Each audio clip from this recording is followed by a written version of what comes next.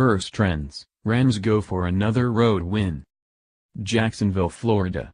AP, it's been nearly 10 months since the Jacksonville Jaguars won at EverBank Field.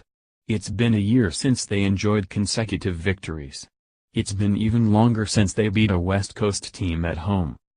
The Jaguars, 3-2, hope to end all those futility streaks Sunday when they host the Los Angeles Rams, 3-2, in a matchup of two of the NFL's most surprising teams in 2017.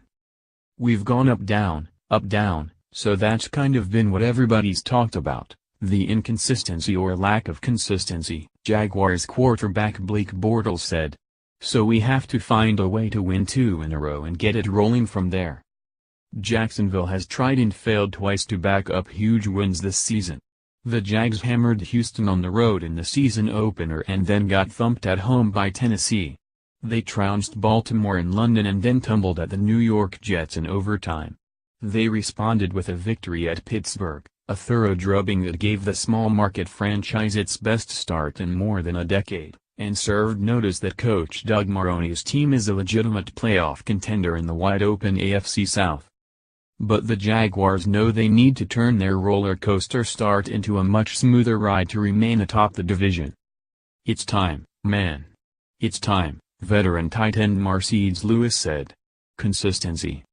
That's what we're focused on, winning 2 in a row. The next chance comes at home, where the Jaguars haven't won since Christmas Eve. They've played 1 home game since, but they've dropped 8 of 9 at EverBank. They haven't won back-to-back games since last October and haven't defeated a team from the opposite coast since 2010. They have dropped 4 in a row against West Coast opponents, losing to San Diego 3 times and Oakland once by a combined score of 126-61. Jacksonville is an NFL worst 9-28 at home, not including 5 London games, since 2011. We have to play well at home, earn that right to have home field advantage, Marrone said. I don't think you put it on all the fans, you say, hey, listen, we need you to do this, we need you to do that. They're coming out and they're paying good money to see a good product on the field and seeing some wins. We have to do a better job of playing at home. The Rams have dropped 8 of their last 10 games east of the Mississippi River. But like the Jaguars, they have been better than expected this season. They've scored the 2nd most points in the league, behind only Kansas City, and have a young core of playmakers in quarterback Jared Goff, running back Todd Gurley and receivers Sammy Watkins and Robert Woods. The Rams are unbeaten away from home, winning at San Francisco and Dallas, but will challenge their road readiness with an extended trip to Jacksonville and then London. Los Angeles will remain in Jacksonville for 4 days after the game before flying across the Atlantic Ocean to play a home game against NFC West foe Arizona at Twickenham Stadium.